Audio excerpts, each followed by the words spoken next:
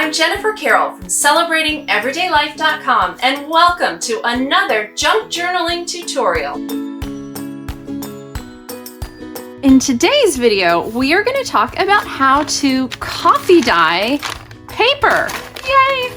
This is a really fun, easy way to make your own beautiful hand-dyed papers that have a really beautiful patina and are going to add a lot of interest and texture to your junk journals. So this is something, it's super easy to do, and I just want to show you how to do it, how I do it. And there's lots of ways to do it. This is just how I do it. So let's get started. The supplies that you're going to need are paper, of course. Now, I like to use text weight paper when I do this. I don't tend to do this with cardstock. It's not to say you couldn't. It's just, I tend to use just good old printer paper, copy paper, text weight paper, whatever you want to call it. That's what I use. You're also going to need some instant coffee. So I've tried making this with brewed coffee before. You definitely can do that, but oh my goodness, just like instant coffee crystals make this so easy. And then you're gonna need something like a container to do this in. Now, I like to do a bunch of papers at one time because, again, I just want to like do this, get it done, move on. So I don't tend to like do one sheet at a time. I used to do that, and then once I learned this technique, I was like, forget it, I'm never going back. So I like to have a big container to use. Now, these are just those like lasagna pans or catering pans. I don't know what you want to call them, what you know them as, but they're these big aluminum tubs. They are disposable. I don't dispose of them. I use them again and again and again. But I like them because they're deep, they're fairly sturdy, so I can, pick it up and move it around without it, going too crazy on me. And I can just mix everything in there, which is also going to make cleanup easier because I'm just going to have this one dish and one pan that are getting dirty. So you're going to need a pan like this, and then you're going to need to just start putting your crystals in. So I tend to use about 10 cups of water when I do this. I already have about 5 cups in here, and it's not a hard and fast, like you don't, if you have 8 cups, that's not going to, make a big difference. But here I'm putting in half a cup of coffee, and I'm just going to sprinkle that in here. I'm just going to use this and stir it around. I came out to the studio without a wooden spoon on accident. So you just want to give that a stir. I'm going to add some more water.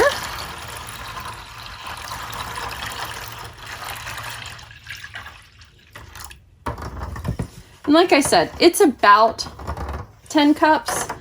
The important thing is just getting to a color that you like.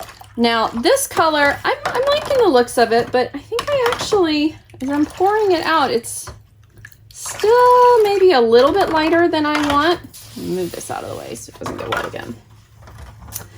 So you can measure or just sprinkle in a few more. The nice thing, this is not like baking. We do not have to be super precise here, but we do want our crystals to dissolve. So just keep stirring, just moving it around till your crystals are mostly dissolved, until you have a color that you like. I like this color. This is a nice dark color. I do recommend you keep some paper towels or towels handy because you're probably going to spill a little bit like I do. So once this is dissolved and the color that you want, and the darker the color, the darker your paper is going to end up, we are ready to start putting our paper in. So I am going to just take this stack of paper and I'm going to just gently plop it right into the water. And I'm going to go ahead and I'm going to start fanning the pages a little bit. I'm kind of using my other hand to get them in, because I do want to make sure that the pages are all getting covered. They want to kind of stick together. So again, we're just going to kind of fan it make sure we're getting on all the pages. Because see, you're gonna see in there that there's some that aren't getting covered. So we want to do that. Make sure they're all getting their chance to get the color on them. And you can take and flip them around. Again, the key is just coverage. You just want to make sure they're getting covered.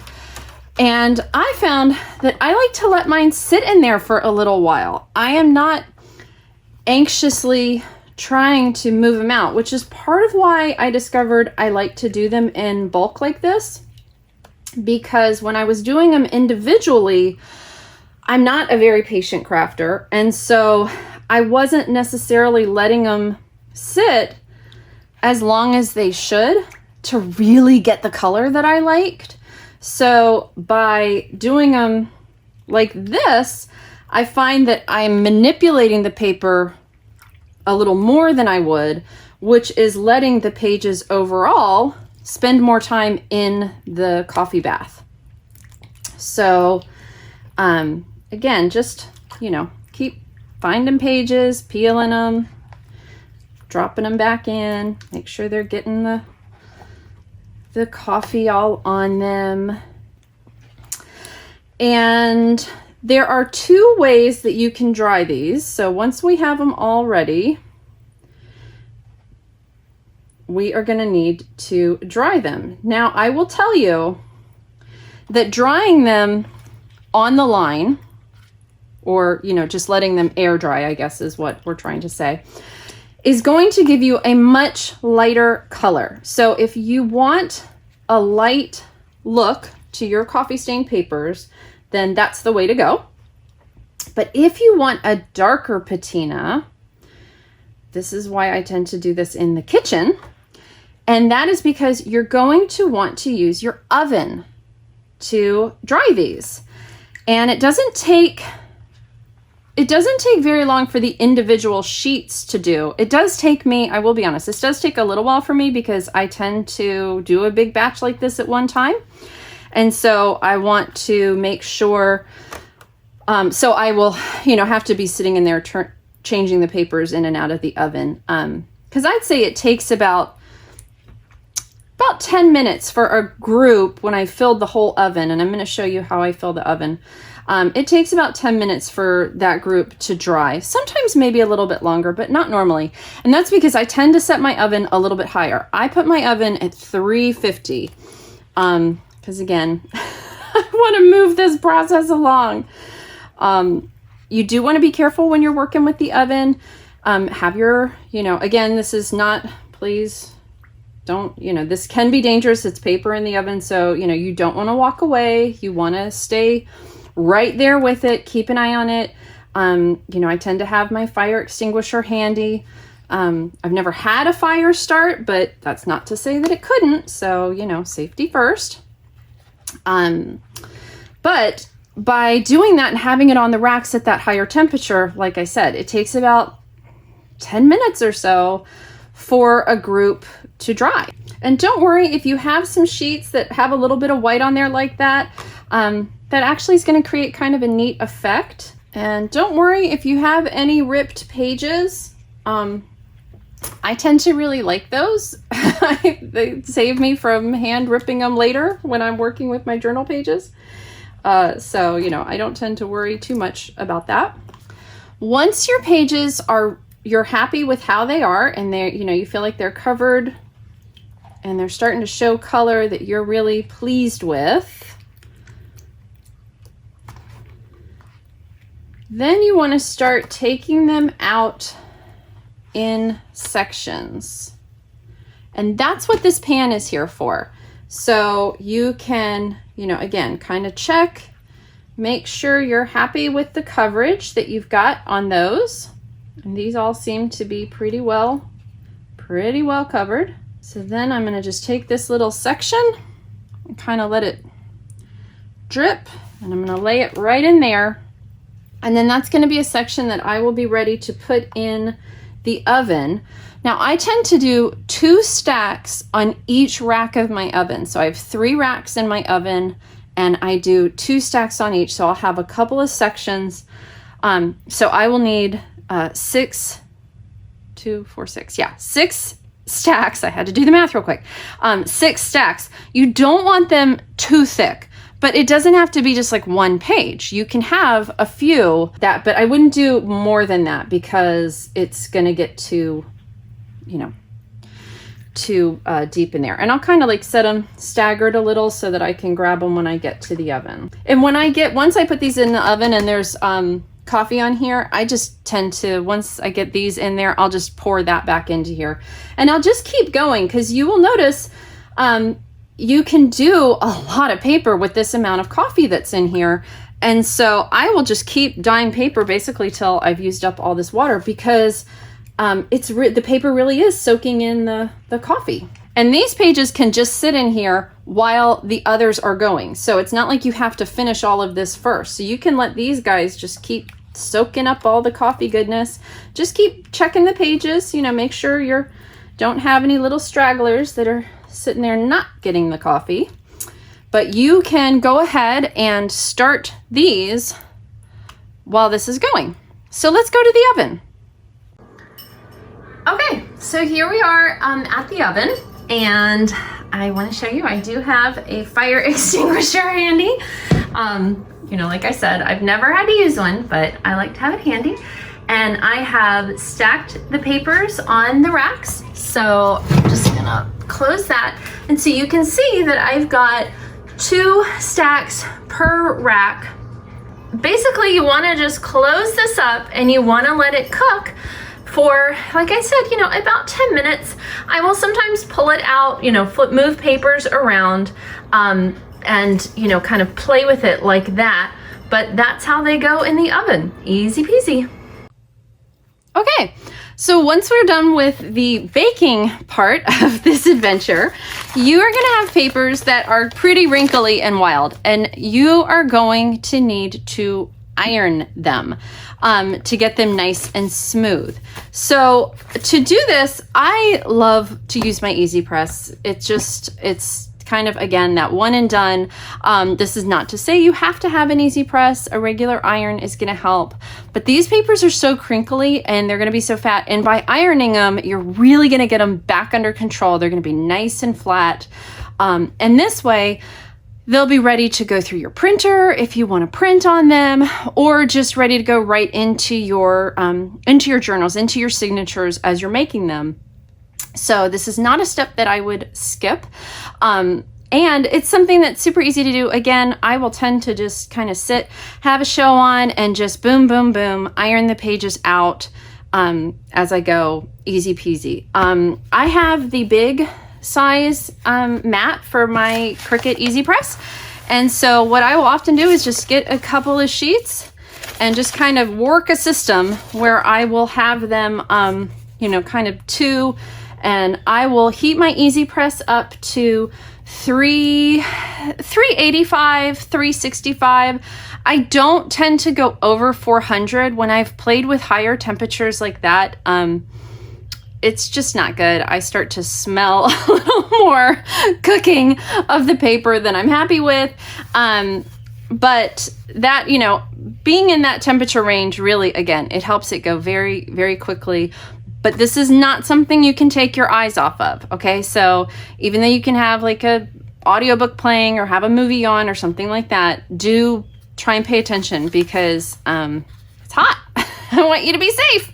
So I let that heat up, and then once it gets to the temperature that I want, I just pick it right up and it goes right on the page. The nice thing, if you're using the big Easy Press, it's just like, goes right on, does the job, and then move over to the next sheet, and then I'll carefully, because again, this page is hot, I'll flip it over. So while I have it on the other sheet, I don't even bother to set the timer when I'm doing this. I just, let it be on there for a few seconds because it's certainly not 30 or 40 seconds. Then I'll come back to this one. I'll flip that one and, let it be on there for a second. Take a look. If I'm happy, I'll just do that. Put that on there. Throw that one off. Get the next one. get the next one ready and keep kind of going like that. Like just get it loaded, get it flipped, flip it over, move it back, flip it over, move that. And so it's kind of like a little dance just like that I do. I'm gonna just turn that off because I'm done with that. And that's all there is to it. So that's how to coffee dye paper. But I want to give you one more tip before we go. As you can see on these pages, there are grill racks.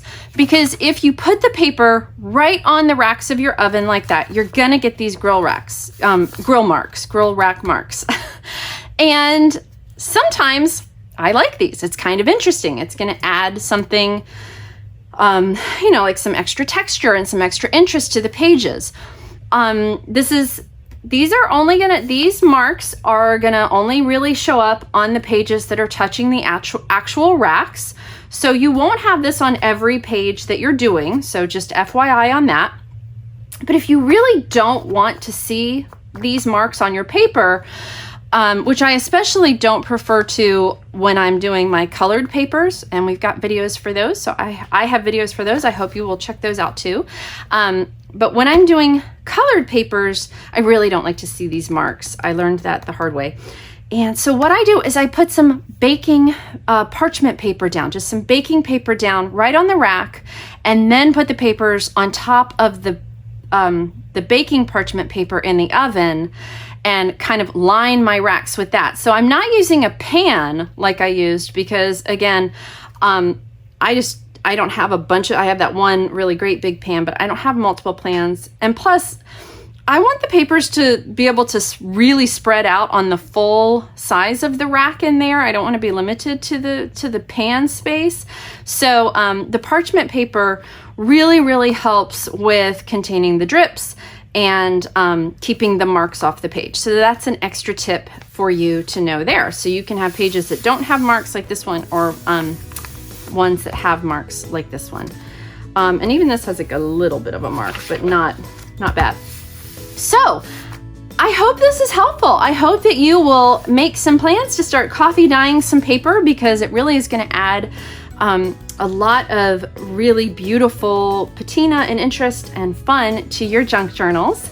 I hope that you will click like on this video, give it a thumbs up, and please click subscribe below, because that way you will not, you'll always know when new videos come out. And if you click the bell on this page, that will help you know, that will give you an alert every time I launch a new video. So you'll be the first to know and watch.